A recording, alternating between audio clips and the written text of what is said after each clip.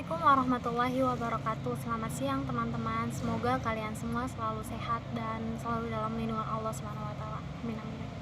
Perkenalkan, nama saya Nadia Salsabila. Di sini saya sebagai moderator dan pemateri. Di sini kami dari kelompok 5 yang akan menjelaskan mengenai teknik analisis data. Adapun pemateri nanti akan disampaikan oleh Ade Husni Nadia, Evi Sri Rahayu, Teja Sukma Pribadi, Tika Sapitri, dan saya sendiri. Untuk itu, selamat menyaksikan. Baik, saya Tika Sapitri. Saya akan melanjutkan materi yang berjudul metode dan teknis analisis data. Analisis data kebahasan dapat dilakukan setelah data yang relevan dengan masalah penelitian itu terkumpul. Analisis data adalah upaya peneliti menangani langsung masalah yang terkandung pada data. Penanganan ini terlihat dari adanya tindakan mengamati data, menganalisis, mengklasifikasi, menguji hasil analisis, dan menemukan kaidah kebahasaan menurut Sudaryanto tahun 1993. Menganalisis juga dapat diartikan sebagai mengurai atau memilah-milah, membedakan unsur-unsur yang membentuk suatu kesatuan lingual atau mengurai suatu satuan lingual ke dalam komponen-komponennya. Menurut Subroto tahun 2007. Istilah, metode, dan teknik digunakan untuk menerapkan dua konsep yang berbeda tetapi berhubungan langsung antara satu sama lain. Berikut ini secara rinci yang dapat dijelaskan metode dan teknik analisis data seperti yang dikemukakan oleh Sudaryanto dan Subroto. Yang pertama, itu ada metode referensial. Metode referensial yaitu alat penentunya adalah reference, yaitu kenyataan yang ditunjuk oleh bahasa. Reference bahasa adalah benda, tindakan, sifat, keadaan, jumlah, dan sebagainya yang mengacu kepada dunia nyata kehidupan manusia. Misalnya, kita menentukan bahwa nomina adalah kata yang menunjuk atau menyatakan benda. Verba adalah kata yang menyatakan tindakan tertentu, sedangkan adjektiva adalah kata yang menyatakan keadaan, sifat, kualitas, dan situasi tertentu. Yang selanjutnya yaitu metode fonetis artikulatoris adalah suatu metode yang alat penentunya itu berupa organ wicara. Ketika mencoba membedakan antara vokal dan konsonan, kita dapat menyimpulkan bahwa vokal adalah bunyi yang dihasilkan tanpa adanya hambatan atau gangguan di rongga mulut kecuali pada pita suara.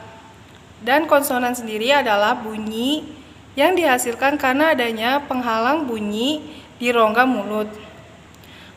Penentuan ini berhubungan dengan alat penentu yang ada pada organ wicara, yaitu adanya atau tidak adanya hambatan pada organ wicara. Dan yang selanjutnya yaitu ada metode translasional, yaitu yang alat penentunya adalah bahasa atau misalnya bahasa Inggris atau bahasa Indonesia atau dengan bahasa Jawa. Kita menyimpulkan bahwa di dalam bahasa Indonesia ialah kata yang dalam bahasa Jawa itu adalah ing. Penentuan ini berhubungan dengan alat penentu language lain yaitu bahasa Jawa. Penggunaan bahasa lain adalah untuk memberikan tuntutan atau pedoman dengan membandingkannya dengan bahasa yang diteliti. Padanan unsur lingual tertentu dari bahasa yang sudah dikenal dengan unsur bahasa yang diteliti dengan akan memberikan informasi sementara tentang perilaku unsur bahasa yang akan diteliti. Namun, peneliti harus memahami bahwa unsur bahasa atau unsur lingual tertentu tidak dapat dirumuskan berdasarkan perilaku bahasa lainnya. Baik teman-teman, materi selanjutnya mengenai metode ortografis. Metode ortografis adalah metode yang hanya mampu mengungkapkan realitas bahasa dengan tingkat kebenaran terbatas, karena hanya mengenai sebagian segi dari perilaku bahasa. Metode ortografis menjadikan tulisan sebagai alat penentunya. Misalnya, peneliti menentukan bahwa kalimat adalah satuan lingual yang diawali dengan huruf besar dan diakhiri dengan tanda baca titik. Tetapi kalimat tidak hanya diakhiri dengan tanda baca titik, melainkan juga dapat diakhiri dengan tanda tanya dan tanda seru, sehingga perlu didalami yang lebih lanjut perilaku bahasa yang diteliti. Penentuan dengan menggunakan tanda titik, tanda seru, dan tanda tanya berhubungan dengan alat penentu bahasa secara tulis. Selanjutnya, metode pragmatis. Metode pragmatis menjadikan mitra bicara sebagai alat penentunya. Misalnya, kita menetapkan bahwa kalimat perintah adalah kalimat yang bila diucapkan menimbulkan tindakan tertentu dari mitra bicaranya, dan kalimat tanya adalah kalimat yang merangsang lawan bicara untuk memberi jawaban. Kemudian, metode distribusional. Metode distribusional menganalisis bahasa berdasarkan perilaku satuan lingual bahasa yang diteliti. Cara analisisnya yaitu memberikan keabsahan secara linguistik. Misalnya, verba dalam bahasa Indonesia ialah kata yang secara dominan dapat mengisi predikat dan dapat bergabung dengan kata negatif tidak. Alat penentu metode distribusional ini selalu berupa unsur dari bahasa objek sasaran peneliti itu sendiri. Metode distribusional mencoba menganalisis satuan lingual biasa dalam hubungannya dengan satuan lingual lainnya. Teknik-teknik analisis yang digunakan berupa penguraian satuan lingual tertentu atas unsur-unsur terkecilnya, unsur langsungnya, penggantian suatu unsur oleh unsur lain dalam suatu konteks tertentu, perluasan, penghilang satuan lingual, dan penelitian suatu kesatuan lingual tertentu. Selanjutnya, mengenai teknik-teknik metode padan. Yang pertama, mengenai teknik-teknik dasar, teknik pilah unsur penentu. Teknik dasar yang dimaksudkan di sini adalah teknik pilah unsur penentu adalah teknik PUP. Alatnya adalah pilah yang bersifat mental yang dimiliki oleh penelitinya sesuai dengan jenis penentunya. Maka dari pilah itu dapat disebut dengan daya pilah referensial, daya pilah ortografis, dan daya pilah pragmatis. Poin pertama mengenai daya pilah sebagai pembeda referensial. Referen kalimat pada umumnya adalah peristiwa atau kejadian. Setiap peristiwa melibatkan berbagai tokoh yang memiliki peranan penting di dalamnya. Dengan daya pilah dapat diketahui adanya pelaku, penderita, pemanfaat, atau pengguna, dan sebagainya. Berdasarkan jenis dan jumlah unsur yang terlibat, maka kalimat dapat dibedakan menjadi beberapa jenis. Misalnya, pelaku dan tindakan. Pelaku ini misalnya dia, dan tindakannya itu mandi. Yang kedua, ada pelaku, tindakan, penderita. Pelakunya dia, tindakannya mencium, penderitanya adik. Yang ketiga, pelaku, tindakan, penderita, penerima. Contohnya, dia memberi hadiah uang kepada saya. Yang terakhir, pelaku, tindakan, pemanfaat, penderita. Dia memberi hadiah uang kepada saya. Assalamualaikum warahmatullahi wabarakatuh. Saya Evi Sri Rahayu. Di sini saya akan menyampaikan materi tentang daya pilah sebagai pembeda organ wicara.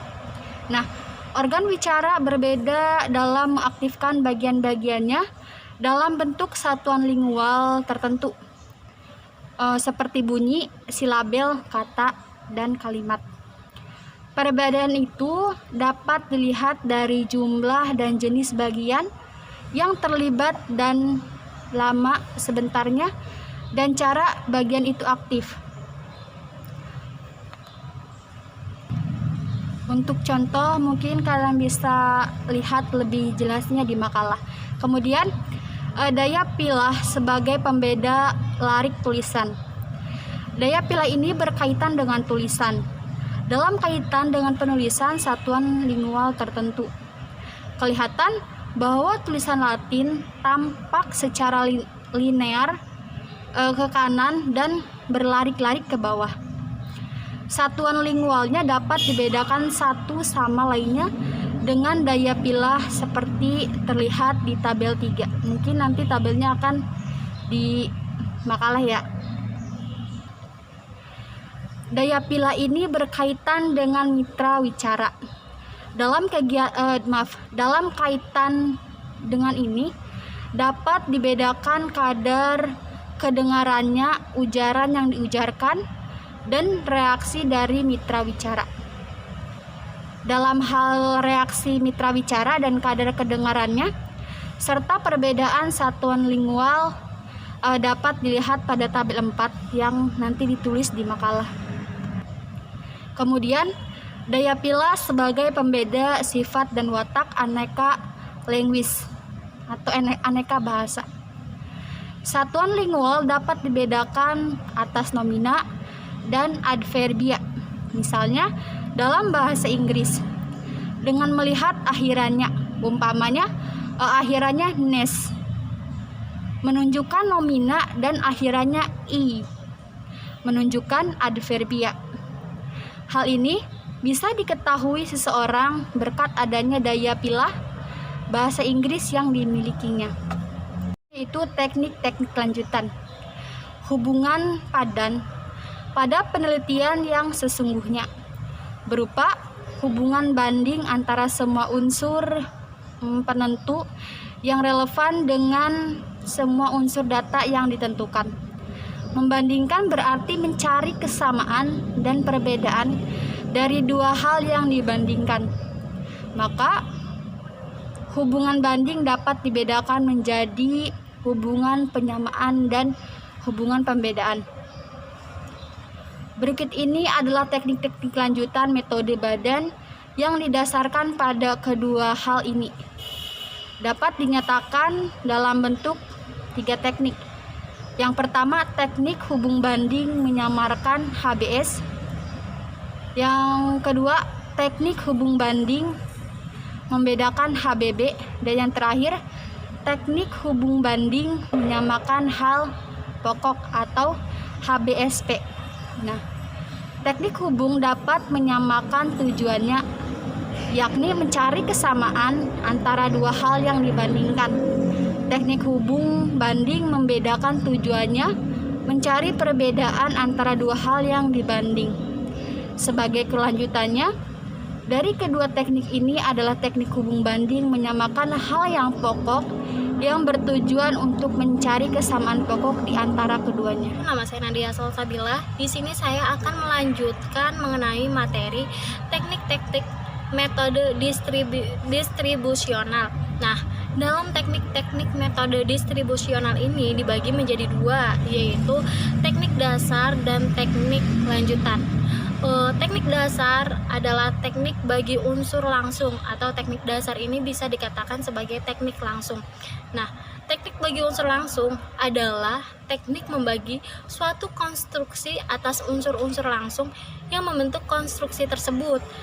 Dinamakan teknik bagi unsur langsung karena cara awal kerja analisis teknik ini adalah membagi satuan lingual data mengenai konstruksi kata, frasa, klausa, dan juga kalimat menjadi beberapa unsur atau bagian konstituen.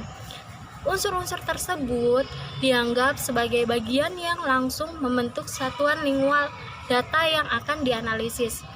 Kemampuan peneliti untuk melakukan analisis awal ini tergantung kepada ketajaman intuisi si peneliti itu sendiri. Nah, dengan kata lain, si peneliti harus mempunyai intuisi daya bagi atas satuan lingual yang dianalisis. Jadi artinya di sini peneliti harus benar-benar memahami mengenai teknik dasar yang telah dijelaskan tadi. Alat pembantu bagi unsur ini dalam bahasa lisan adalah jeda dan suprasegmental. Misalnya dalam kata 1000. Nah, 1000 itu bisa kita suprasegmentalkan 1000. Jadi kayak di jeda-jeda kayak gitu. Bukan 1000 atau bahkan 1000. Nah, itu bukan. Jadi 1000.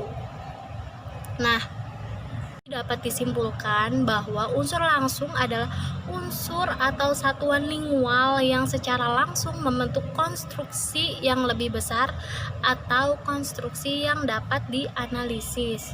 Selanjutnya saya akan menjelaskan mengenai teknik-teknik lanjutan.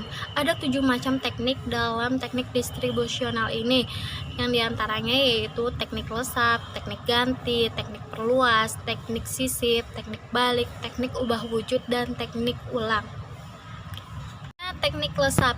Teknik lesap dilakukan dengan melepaskan atau menghilangkan unsur tertentu satuan lingual yang ada. Dengan menggunakan teknik lesap ini, unsur satuan lingual ABCD misalnya akan menjadi ABC, ABD, ACD, atau BCD.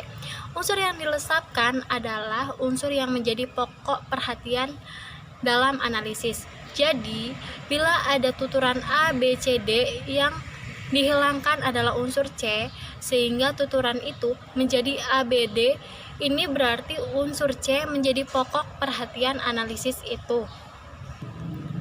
Hasil pelepasan ini ada 2, yaitu tuturan yang dapat diterima oleh penutur atau tuturan yang tidak dapat diterima. Bila tuturan itu diterima, berarti tuturan itu gramatikal. Bila tidak, berarti tidak gramatikal. Selanjutnya yaitu teknik ganti. Nah, teknik ganti dilakukan dengan menggantikan unsur dari satuan lingual dengan unsur lain di luar satuan lingual tersebut. Dengan menggunakan teknik ganti, unsur satuan lingual ABCD akan menjadi ABCS, ABSC, ABSCD, atau bahkan SBCD. Unsur S ini adalah unsur pengganti dari unsur yang ada, tergantung unsur mana yang akan digantikan. Unsur yang diganti merupakan unsur yang menjadi pokok perhatian dalam analisis ini. Seperti halnya teknik lesap, hasil penggunaan teknik ganti ini berupa tuturan yang gramatikal dan dapat diterima yang tidak gramatikal. Gramatikal ini tidak dapat diterima. Teknik ganti berguna untuk mengetahui kadar kesamaan kelas atau kategori unsur terganti. Bila dapat saling menggantikan, berarti kedua unsur ini dalam kelas atau kategori yang sama. Assalamualaikum warahmatullahi wabarakatuh. Nama saya Teja Sukma Pribadi. Di sini saya akan menjelaskan tentang teknik perluas dan teknik sisip. Teknik perluas adalah teknik yang bertujuan untuk melihat dan mengetahui identitas dari satu satuan lingual. Nah, sebagai contoh kata berikut ini, kata membeli dan kata membelikan itu apabila diperluas akan berbeda identitasnya. Yang pertama, kata membeli terus diperluas dengan kata mainan, membeli mainan. Kemudian membelikan juga diperluas dengan kata membelikan adik mainan. Nah, untuk kata membeli sendiri, walaupun kategorinya verba, itu menjadi kategori verba transitif. Sedangkan untuk membelikan adik mainan itu menjadi kategori verba bitransitif. Nah, untuk selanjutnya adalah metode sisip atau teknik sisip. Teknik sisip adalah teknik yang menyisipkan dari unsur A, B, C, D atau subjek, predikat, objek, ya, disisipi oleh unsur satuan lingual lain. Misalnya kata atau kalimat mereka bermain bola. Mereka bermain bola ini bisa disisipi antara mereka kemarin bermain bola. Jadi satuan interruptornya itu kata kemarin, keterangan waktu. Nah, jadi kata keterangan waktu ini bisa disisipi setelah subjek, keterangan waktu, predikat. Misalnya mereka kemarin bermain bola, itu kan berterima, memiliki makna gramatikal. Nah, bermain interruptor ini tidak bisa disisipi pada kata bermain bola. Misalnya mereka bermain kemarin bola, nah itu kan nggak berterima. Semoga kalian dapat memahami penjelasan tadi. Untuk kesimpulan, semoga kalian juga bisa menyimpulkannya dengan baik. Mungkin itu saja yang dapat kelompok 5 sampaikan. Kurang lebihnya mohon dimaafkan. Billahi taufik wal hidayah. Wassalamualaikum warahmatullahi wabarakatuh.